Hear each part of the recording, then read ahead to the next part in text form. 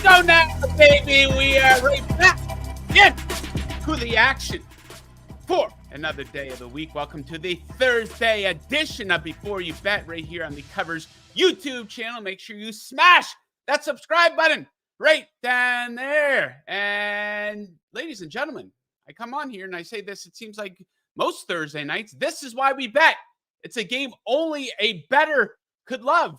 A man who goes by the name of Easton Stick. I never heard of this guy until last week. He was going up against Aidan O'Connell and the Raiders down in Las Vegas. Tonight, a game with a total of 34 and a half. A lot of key players out. Keenan Allen out for the Chargers. Josh Jacobs now doubtful. But like I said, this is why we bet. It is a game only a bettor could love. We have some great betting opportunities in this game. 3 total from me and my first guest. We'll get into those. A jam-packed show. David Sanchez will be by to discuss the game. Also some spots for Sunday there. Brad Powers' bowl season gets going here on Saturday. Really picks up with 6 games. Then we'll end the show with NBA, where we have 6 bets to give out tonight. So a lot to get into here tonight. If you like the show, it's very easy to let us know. Just hit the like button right down there. Hit the subscribe button right down there as well. Zach saying, welcome back, Joe. Indeed. Been off for 2 shows here. I was sick for one show. I was traveling for another, but I am ready to go here for the stretch run of the NFL season. No excuses. So let's get right into it here with my first guest here, Jingles, the man with the sexiest smile in all of sports betting. So, Jingles, the name Easton Stick. As a fellow Canadian, does your mind automatically go to an Easton hockey stick? Yeah, it obviously goes to a hockey stick. It also goes to a guy who was plus 1,100 to score a touchdown earlier in the week. That's down to like 450 now. I mean, we're seeing a lot of backup quarterbacks, and as you mentioned at the top of the show, it's ugly. But at the same stretch, ugly means people aren't betting into those markets, leading to some inefficiencies, which usually leads to value, pal. Yeah, some spots you can take advantage of. So let's look to take advantage of some spots here. I will get us started. My best bet for the Thursday night football game tonight. I like the Raiders to go under their team total of 19.5 points. So they've topped this number just twice all season. They're averaging just 15.5 points per game. That number goes down to 15 points per game in Aidan O'Connell's 7 starts. They're on a streak where they scored 17 or fewer in 4 straight games. Now, you might be thinking, yeah, but Joe, they're playing the Chargers. Their defense stinks. Not so fast.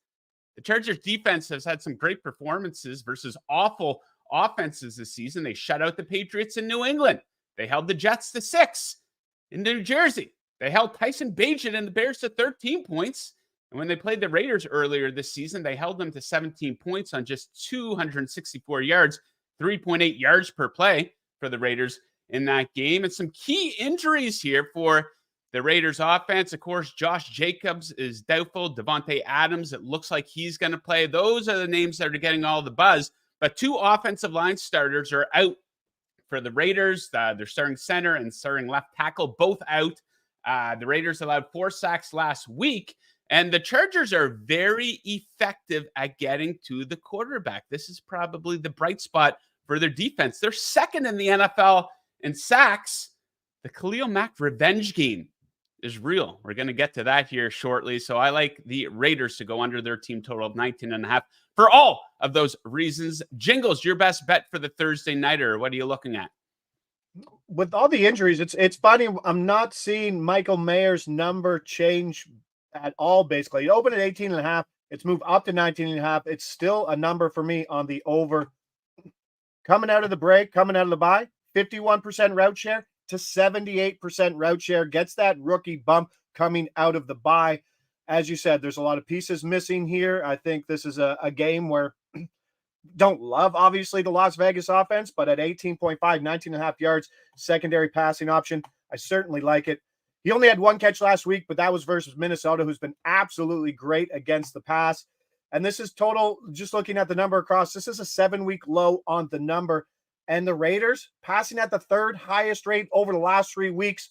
We saw the Miami game, the Kansas City game, actually quite a bit of neutral game script. So despite AOC's numbers like not being through the roof, this is a team that's passing the ball Could be even passing the ball more with Josh Jacobs out. Could be looking Mayer's way with Devontae Adams maybe not being 100% and not getting a full array of snaps. This is a number I like. 25 plus is something I like too at plus money. So this is something that could be one and done early, and that's what I'm liking early here on the Thursday night, pal. Okay, question in the chat. La Bulldog 5 says he's seeing mostly 18 and a half and 17 and a halves on the Raiders team total. I took it 19 and a half, and I checked that right before we went to air. That's over at FanDuel. So obviously you want to get the best of the number. I don't mind the under 18 and a half if you get it closer to even money, but make sure you shop around. Check out if that number is still available at FanDuel. Maybe it got knocked down because of the Jacobs news, potentially. Okay, so my favorite prop for the game. This is the first time I'm betting a defensive prop all season, maybe the only time, and it is on that man, Khalil Mack. Over at DraftKings, you can get him to have over 0.75 sacks. That one's going off at minus 140. So let's get into this one. So we have two offensive line starters that are out for Las Vegas here. O'Connell, he's been sacked a lot here over the last 4 games. He's been sacked 10 times in the last 4 games. Now without two offensive line starters, the center and the left tackle. And like I said in my breakdown for the Raiders team total, the revenge game is real. Mack is a former Raider. He has 10 sacks in 5 career games against them, 6 in a game earlier this season. He had 3 in a game against them last season. And he's been one of the best defensive players in the league this season. He has 15 sacks in his last 10 games. He has once again emerged as a top defensive player in the NFL. So we'll take Mack to go over 0.75 sacks, minus 140. A little juicy, but this is a game where you have to get creative. So I like Mack to get to the quarterback and have at least 1 sack in this game. Okay, Jingles, let's go into Sunday. I was pleased to see you submitted this bet because it's a bet I like very much. Spoiler alert, I might give it out on tomorrow's show as well. Tell us what you got. Pittsburgh, Indy, over 42, minus 110. I don't know if you know what sharp bettors are doing early in the week. They've been hitting Shane Steichen overs all year, and this is still a team that's 9-4 to the over on the closing number. So that number is even better earlier in the week. This is a Colts offense that is scoring 26.5 points per game at home and still has a negative point differential. That's because the defense has been absolutely putrid indoors at home. And in those 6 games, they're 5-1 to the over, but they've yet to face a top 10 offense. So even bad offenses are putting up points versus this Indianapolis Colts defense at home.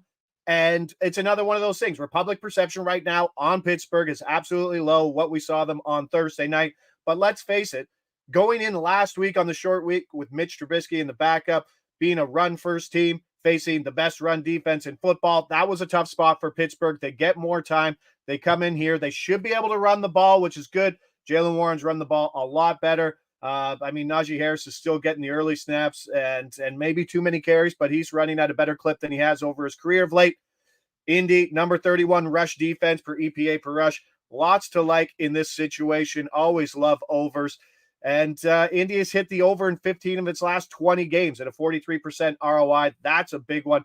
I like a lot points there. I mean, when teams are low or teams are high, it's a good way to look at the other side. And for another example, Dallas. I mean, Dallas is everyone's loving Dallas right now, but I'm happy to hit them team total under 24.5 later on that Sunday slate. Another perception play, but indoors, love points, public play, been profitable all year. Yeah, interesting take there. And Minshew versus Trubisky over sounds like an easy lock there, right? But yeah, I like your breakdown of that one. Jingles, before we let you go, though, tell the good people out there what you have going on over at covers.com and here on the Covers YouTube channel. A wild slate. Blitz plays going out all week with 6 primetime games this week, doing hockey stuff.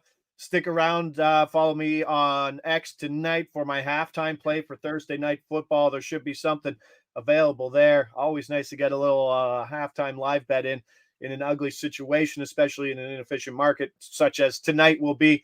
But that's where we are, just grinding out as the NFL season comes to the end of the regular season with a bit to go. But things are getting ugly. 50 backup QBs. We've seen 50 QBs throw at least 40 passes this year. And I mean, Sunday you'll see it, backup versus backup, backup versus backup. There's money to be made in those inefficient markets. Yeah, a lot of those games with backup quarterbacks going head to head last week actually went over as well, interestingly enough, with the weather getting kind of crappy too. So, who would have thought? But here we are. And this is why we bet with all these backup quarterbacks, like I say. Jingles, thanks again for joining us. Best of luck with those bets tonight, and we will catch you again next week. All right, great to see you back to full health, Joe. Good luck with your bets, pal. Yes, sir. What a spot. Sag Point in the live chat ways, and never been more excited by anything in my life than seeing Joe's return today. I, too, am very excited to be back for the stretch run of the NFL season. Let's get right into our next guest here, Davis Sanchez. If you watch football up here in Canada, you know this guy up on TSN. Davis, how we feeling? Awesome, buddy. I'm with you. Let's go. This is a game we probably wouldn't watch. It would be a Netflix night, but because of the beautiful thing called sports betting, we get to. I'm excited about the game. I actually can't wait, and that's no BS because I see a lot of stuff I like tonight. Okay, so let's get into it here. We have the Raiders favored by 3. I would probably lean the Chargers myself. The total 34.5. I would lean the under as a whole, but my best bet I gave it the Raiders to go under their team total. So your thoughts on this matchup and a rundown of some of the props that you like for this game? Yeah, it's versus the Chargers. It's all slot all day. I heard the Michael Mayer. I like that. I'm going Jacoby Myers. I mean, it's you look at his last 3 games and his targets. He's obviously a guy that's key. No matter who's at quarterback, he gets his fair share of targets. But we're going up. We're looking at the quarterbacks right now. The Chargers are banged up. It's Essang Bassey. Number 27 is all I know. I have him circled on film. I don't know his name, but I looked it up. It's Essang Bassey, and he's their slot corner. So you got Michael Davis on outside. You got Sante Samuel Jr. outside. And then you got Bassey, who was actually come in for the Canadian kid there that got hurt 33. He's out. So you're already down to your 4th and 5th guy. And the matchup I absolutely love. And then also you mentioned the blitz rate for the Chargers getting pressure. Well, they're over the last month. So after last 4 games I looked up, the Chargers are third most blitz percentage wise over the last 4 games. So yeah, they're getting pressure, but they're having to send people to get that pressure. Essang Bassey, 1-on-1 in the slot, 2-way go. I'm all over it. And I'm also taking some Hunter Renfrew with that because he's getting a lot of slot targets. And I like Michael Mayer too, because if they flex him out, same thing. I just love the matchup. Also, Joe, think this way too. If it is Derwin James, coming down into that slot and covering at times, he's downhill. I mean, if he's in a matchup, he can cover. Derwin James although he's a physical guy who also playing the box, he can cover. But how much interest is he going to have in, I thought about his eyes. Like, is he really going to want to play sound fundamental football? He's going to play hard because that's who he is. But I think more wanted to blitz, wanted to jump routes, wanted to make plays, all conducive to those slot guys or anyone that Bassey or him are covering, getting money. Yeah, a couple under the radar looks there from Davis. It seems like everything is an under the radar look here for this game. Quentin Johnson too. Yeah. Okay, Sorry, I had Quentin Johnson as well. Go ahead. Yeah. So I mean, Easton Stick. I have a tough time saying that, but you saw, watching the film, pulled it up last week, and if you watch the targets to Quentin Johnson that he threw last week, all 3 of the shots that I saw. He's dialed in. He's going there. That's his read. It was one time it was 2 high safeties. Johnson was fast enough to outrun the safeties, but when he threw it, it was too high, double covered. So he's committing to throwing the ball to Quentin Johnson. And the thought process for me, and his number, I got it last night at 26. I think it's bumped up a little bit. I think it's might be 30 or 31. Yeah, there it is, 31.5 now. So last night it was 26.5. But we should have done the show last night, Joe. Where were you last night? But exactly. No, this I love. I still love it at 31. For him, he's such a big play, deep ball guy. I think his receptions was either around 3 out of 2.5 or 3.5. But I don't even like his receptions. But I love his over and just the fact that think about mentality wise for the Chargers, right? They're done. but this is a guy who's been a total letdown for them. And, he's someone that they have to try to get going. Game plan wise, if you're the OC, if you're Staley, if you're the GM, you want to just get him going, feed him, get him involved in the game plan as much as you can to see what you have maybe for next year. Are you going to cut bait? Are you going to, expand his role? Can you count on him? All that type stuff. I think he gets more targets than if anything that you would have looked what you consider his target share this year. It should be a bump tonight for sure. So I like him. I like some alt numbers for him as well. Push that up to 50, put up to 40, put up to 60. I got a few of them built in there, all on Quentin Johnson having a big night. Okay, so let's go from this game, fair to say one of the more lackluster games of the entire season probably, to the best game of the week. We have the Dallas Cowboys in Buffalo. A lot of great storylines for this one. So we have the Bills favored by 2. This game's tied for the highest total of the week at 50.5. I kind of lean the over there. I'm not touching the side, though. It's very interesting. The Cowboys are absolutely flying, but can they go on the road in mid-December and beat a tough opponent? Meanwhile, with the Bills coming off a big win over the Chiefs, but as soon as you think they're going to get going, they hit another speed bump. So is there anything in this game that you have your eye on? Yeah, before we get to the bet part of it, real quick, though, the Buffalo Bills, I've had this conversation with a few people. If you're power ranking the AFC right now, where would you – are the Buffalo Bills in your top 5? I'd probably put them at 5, I guess. Yeah. You're thinking no?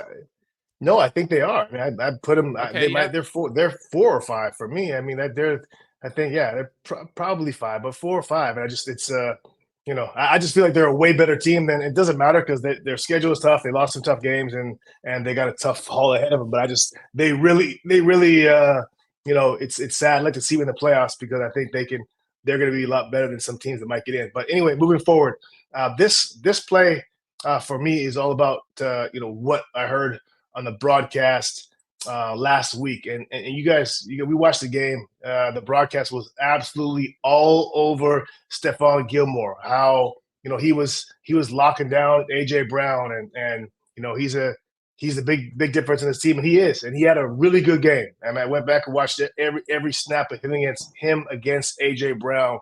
And here's what I learned, and here's what I'll tell you is AJ Brown is so damn good that even when he has 8 snaps, there was 8 snaps versus man coverage that Stephon Gilmore was lined up against AJ Brown. He has 7 catches, 7 out of 8 he caught. And people are going crazy, clamoring about how great Gilmore was. But that to me is Gilmore played well.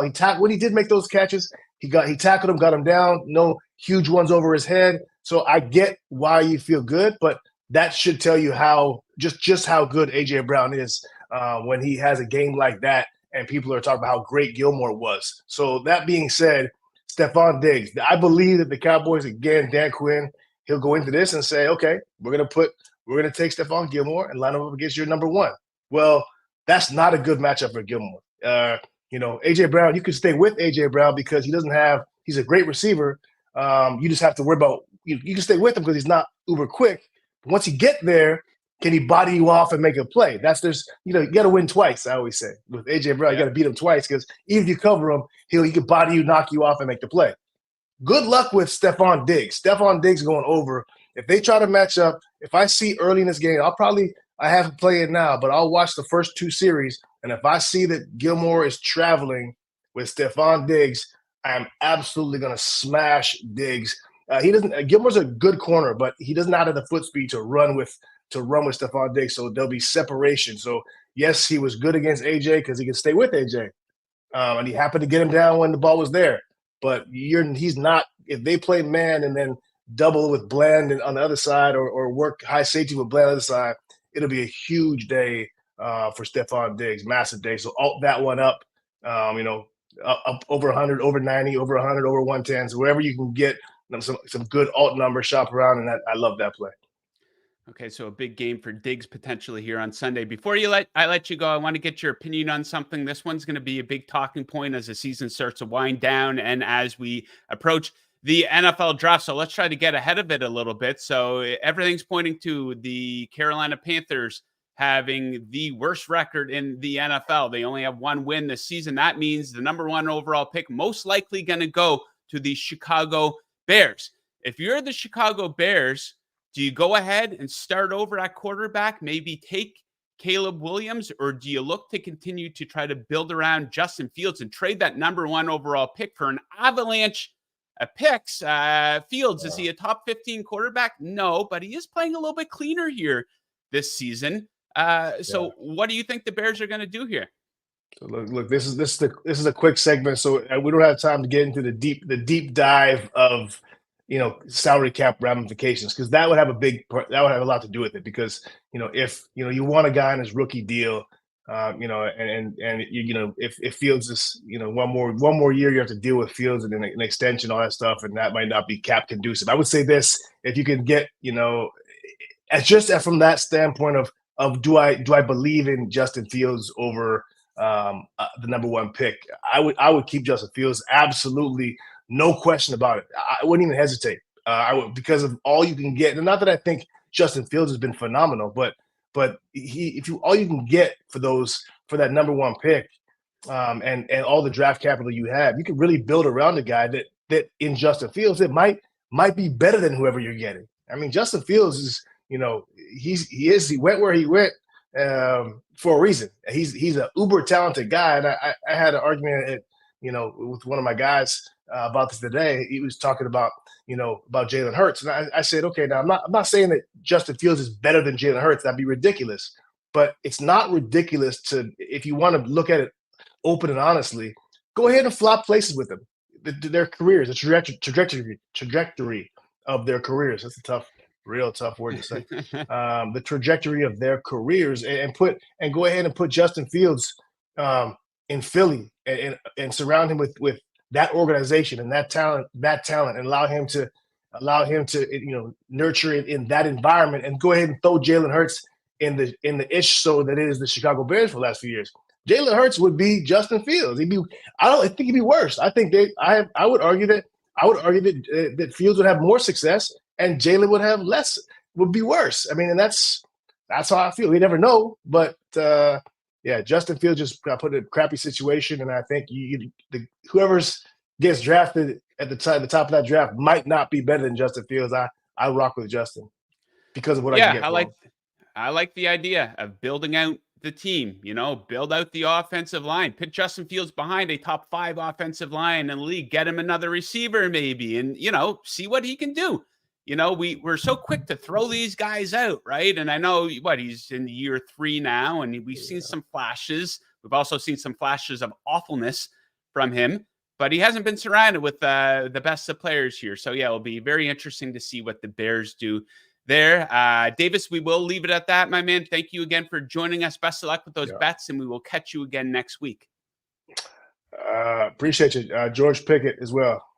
Overs. Okay. Over the chatter out of Pittsburgh getting him involved. All right. Yeah. Cheers. Yes, sir. All right, my man. Okay, let us switch gears now to college football. Bowl season starts to really pick up here Saturday, 6 games. So let's get some insights from our guy down in sunny Las Vegas, Brad Powers. Brad, how you making out today? Hey, doing well. Thanks for having me as always, and welcome back. Yes, sir. Thank you. It's good to be back. So you have a best bet here for the games taking place on Saturday. We're going to touch on 2 more games and a couple other things we will discuss. So let's start with that best bet here. It is for the Cure Bowl, Miami, Ohio, Appalachian State. We have a total of 44.5, and you like the under for this game. Tell us why. Yeah, multitude of reasons. Let's start off with the personnel or lack thereof. We'll start with Miami, Ohio. That's going to be down to not only a backup, but a third-string quarterback here, making his very first start against a relatively tough App State defense. So that's a big-time negative for Miami, Ohio. On the other side of the ball for Miami, Ohio, I think they have one of the best defenses in the MAC. It's a major reason why they've won the MAC championship this year. So I think right now with their current personnel, they're a dead nut under team. On the other side, App State, without their top running back, he opted out of this game, hit the transfer portal. So it's a major blow for their offense. And then the ultimate X factor here, probably something no one's thinking about because the game's played in Orlando. Significant weather is going to be an issue here. Heavy rain, 20-mile-an-hour, sustained winds, under 44.5. Line's going to move big time. Okay, so potentially some more entertaining games to take place here on Saturday. I have my eye on two games with tight spreads and high totals, and I want to get your thoughts on them. Let's start with the New Orleans Bowl. Jackson State, they're favored by 2.5 over Louisiana Lafayette. This game has a total of 59. Any thoughts, any leans for this game? I'm going to lean with the underdog in this one. They played in a much tougher conference, and I think generally speaking, people are like, well, Conference USA Sun Belt, what could be the major difference? I mean, we're talking small conference college football. There is a big difference. Average team power rating, about a 6-point difference between the two conferences. So statistically, I could see why Jacksonville State's taking a little bit of the money. My power ratings actually favor Louisiana here. I'm going to take them plus the points. Okay, another fun-looking game here. It is the Independence Bowl. I like these bowls with the more straightforward names, a traditional name like the Independence Bowl. California, Texas Tech. Texas Tech favored by 3, total of 58. Thoughts on this matchup? Yeah, I'm going to lean side and total. I'll give you a side and total here. I lean over, so that should be good for you as far as excitement. Yes. Obviously, got a couple Power 5 teams. This is probably be one of the games, if you're just generally flipping through the channels, this is a game probably worth watching. Two teams that, relatively good, even though the record says they're mediocre, 6-6 for both. California playing a really tough Pac-12 conference this year, exceeded expectations. Texas Tech's been banged up most of the year, and that's why I think there's also some value on Texas Tech. They were playing multiple games with a third-string quarterback and also a banged-up backup quarterback. The backup's going to start in this one. He's fully healthy. I think that makes Texas Tech's offense go. Let's go over the total and lean -3 Texas Tech. Okay, so in the email, we have a little correspondence before the show where we talk about what we're going to discuss. And Brad gave us future bowl bets that will move more. So let's break these down a little bit. First of all, we have the Mayo Bowl, which is just an insane name. Like the people at Mayo got in a room and said, let's throw a ton of money at a college bowl game and get more people interested. Needed Mayo, I guess. But here we are. West Virginia, it's 5.5 now, and you think this one's going to move? Not only any Mayo, Joe, Duke's Mayo. And what they do, I don't know if you're familiar with this, to the winning coach after the game, they literally dump a big jug. Like I'm talking like one of those Gatorade bath jugs of Mayo over the top of the winning coach. That's kind of entertaining. I'd rather be I think they should do it over the losing coach, but that's something I wouldn't be, wanting to be on my bucket list, pun intended there. Let's talk value in this game. We're laying the points here with West Virginia -5.5. Obviously, it's already been established. Drake May, the outstanding quarterback for North Carolina, not going to play. That's why West Virginia's favored here. What I don't think's properly priced in yet is all their players that have opted out, injured, or have hit the transfer portal for North Carolina.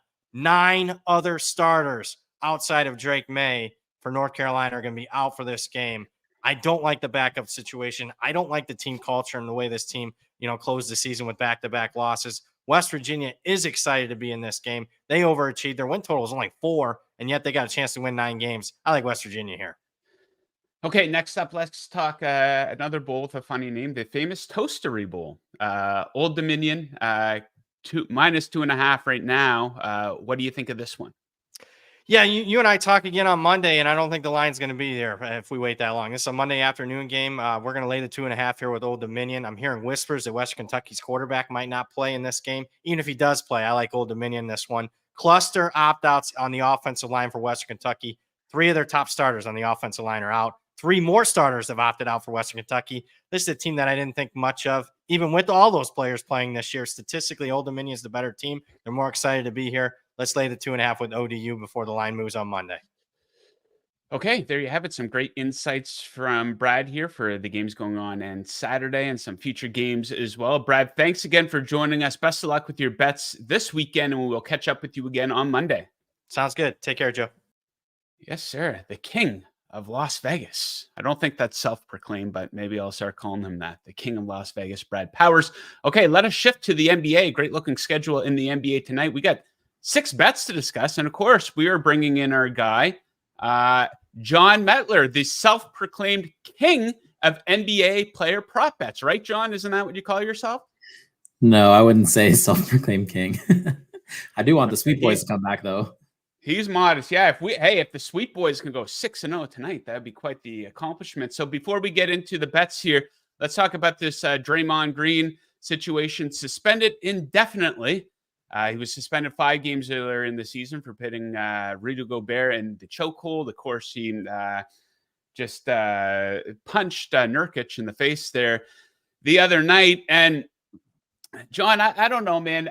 I don't. How long should he be suspended for? I'm thinking maybe 25 games would be fair. He was suspended 5 earlier for the chokehold on Gobert, but I don't like what I'm hearing so far. It's kind of like they're trying to almost spin this into a mental health issue because they're talking about Draymond needs counseling and Draymond, he needs to go away and get the help that he needs. And it's kind of like they're holding his hand a little bit. They're NBA, they're so soft on these players. Like, and this is just like, I hope they don't turn it into a mental health thing, but it seems like they're going down this path. So your opinion on what we've seen with Draymond, the punch, and how long do you think he should be suspended for?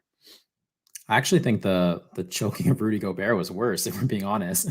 At least like the punch of Nurkic was like somewhat like not a basketball play, but you can see like if Nurkic is, I'm going to guess, like I used to referee basketball too. So I'm going to guess that at some point Draymond Green was being held in the post earlier in the game and maybe he approached the officials about it and he asked them to like make that call and stuff. And then he got so frustrated that they eventually never did make that call. I don't know for sure. I didn't go back and specifically watch for this. But I'm going to guess that was his reaction of like, you know, I've been asking for this call all game. And then he just swung his arm. I mean, you can't do that. It's an ejection right away. And any referee would tell you that he said he wasn't trying to hit him. It was like an aggressive toss. I honestly think the Rudy Gobert thing was worse because he like blatantly ran down the court and put him in a chokehold. In terms of how many games I don't know if this is a real line or something, but I did see somewhere on Twitter, they were saying 29.5 was the line. I don't know.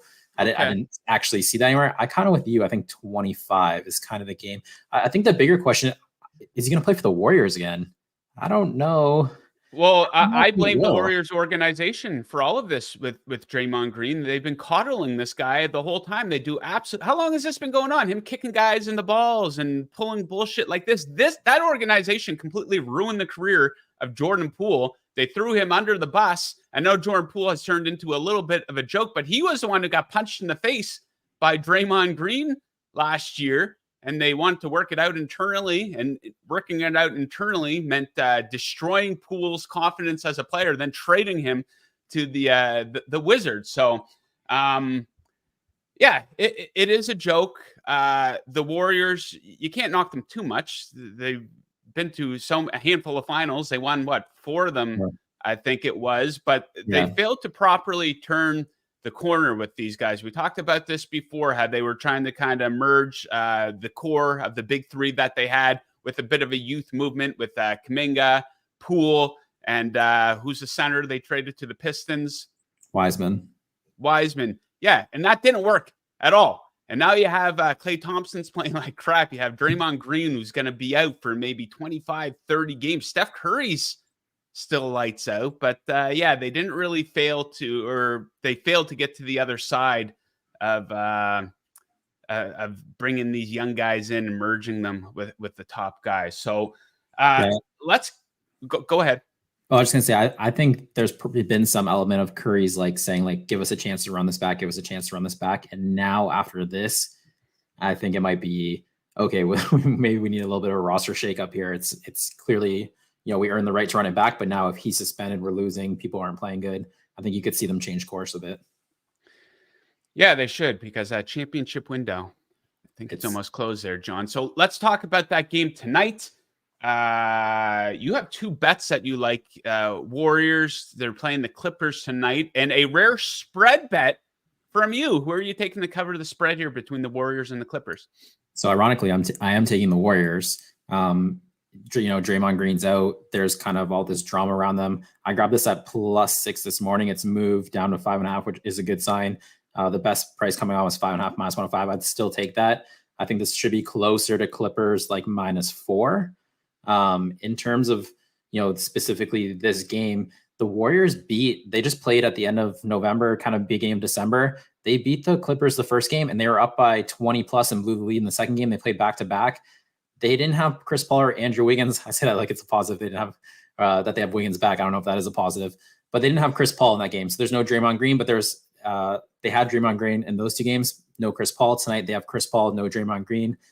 I think I'm taking the Warriors specifically in the spread because I think it's kind of like do or die for roster spots at this point. I like kind of what we were just talking about the Draymond Green thing. I think Jonathan Kuminga knows there's a chance for him to finally start on this team. I think Brandon Podziemski thinks there's also a chance for him to start on this team. They have young guys. They've just kind of been married to the team that won them a bunch of championships. I think Andrew Wiggins is up against it. I think everyone's kind of playing for a roster spot.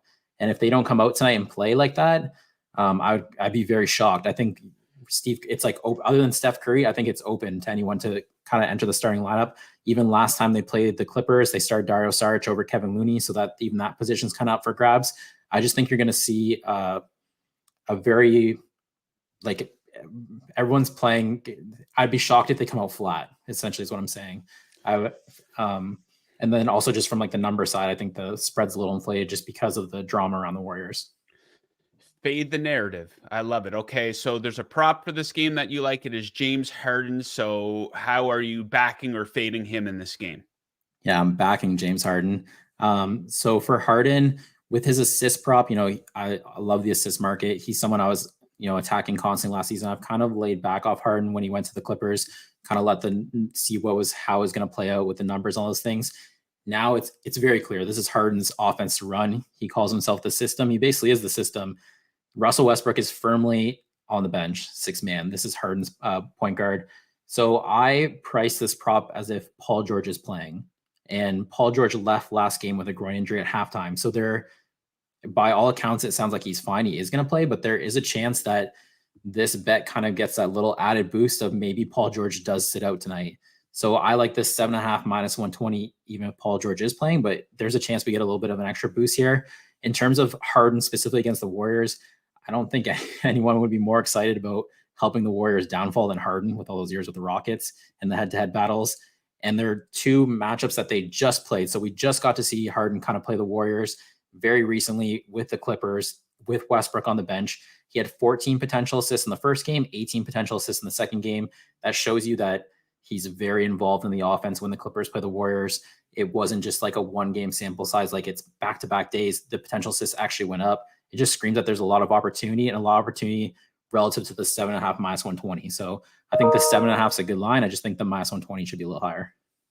Okay, back to me. Let's go over to the East Coast. We have the Chicago Bulls in Miami to take on the Heat. I'm going to take the Heat to cover the first half spread -2. So the Bulls, if you have not been paying attention, have been absolutely atrocious in the first half of games this season. They are 6-17-2 against the spread in the first half, 2-9 ATS on the road, where they have a -8.5 point differential. Meanwhile, a lot of contrast here from Miami. This is a hot spot for the Heat, 16-6-2 ATS in the first half this season. Yes, it is the second game of a back-to-back, but fairly light work for Miami starters last night against the Hornets, just 29 minutes for Jimmy Butler. And you look at the last 10 games, stats specific to the first half. 7th in first half EFG percentage for the Heat. They're shooting it very well in the first half of games. The Bulls, dead last in opponent EFG shooting percentage in the opening half of their game. So I think the Heat will be up by at least a couple at the end of the first half versus the Bulls.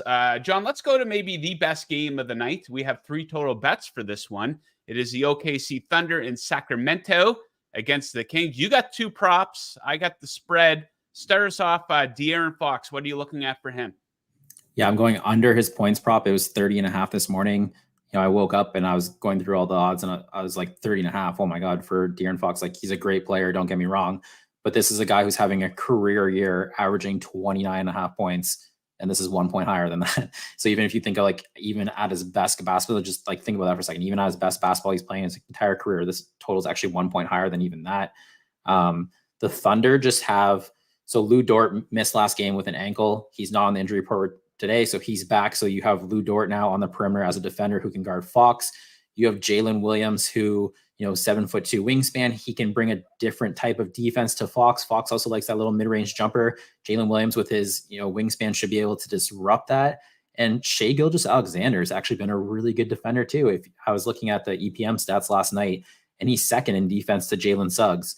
So when you have three guys who can kind of take Fox, how do you create a mismatch for Fox to get an advantage on offense to go over such a big total? He usually trades at the 27.5 window. Just thought the 30.5 was a little too high for Fox here. I grabbed it this morning. It was minus 105 for the under. It was minus 120 when we came on. It even went down to 29.5 at some spots. The minus 120 is still good. It's still priced at minus 150. So even if it's moved, the juice has moved a little bit, I would still grab that minus 120. I just think the 30.5 is a little too high here for Fox. Okay, as far as the spread goes for this game, I am on the underdog. Give me the Thunder. Whoa, whoa, whoa, whoa.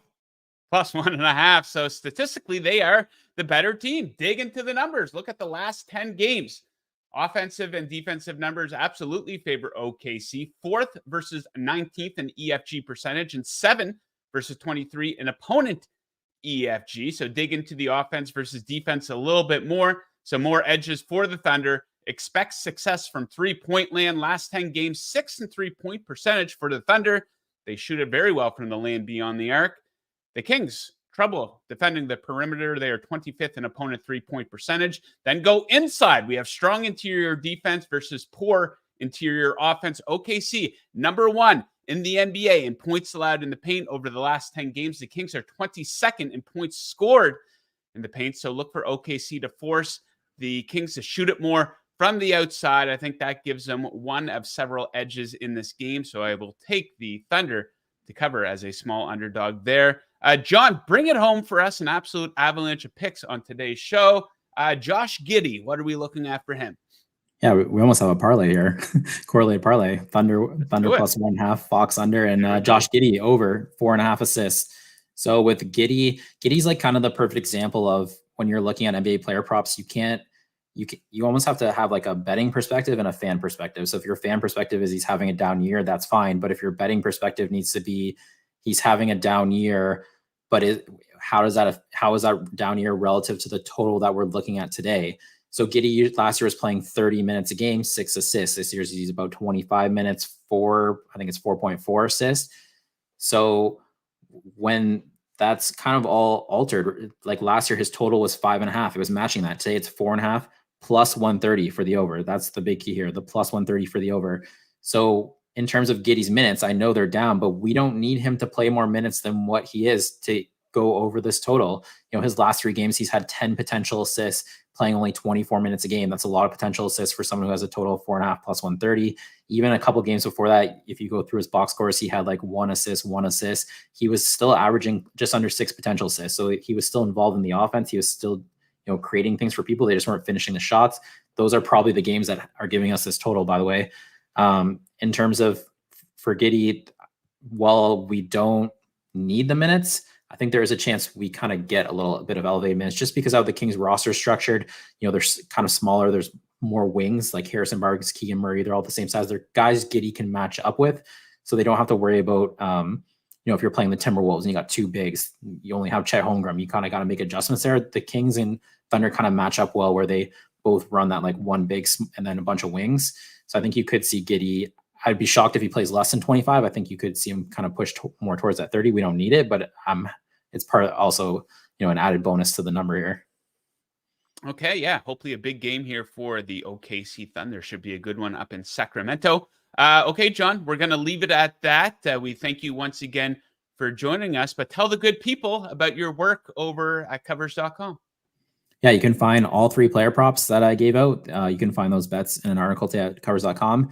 And the spread pick on the Warriors, I am writing right now. So it'll be up later this afternoon, but it'll be a similar breakdown to what I gave here, maybe a little more detail. There we go. Hard at work, as always. Okay, John, best of luck with your bets. We will catch you again on tomorrow's show. All right, see you tomorrow.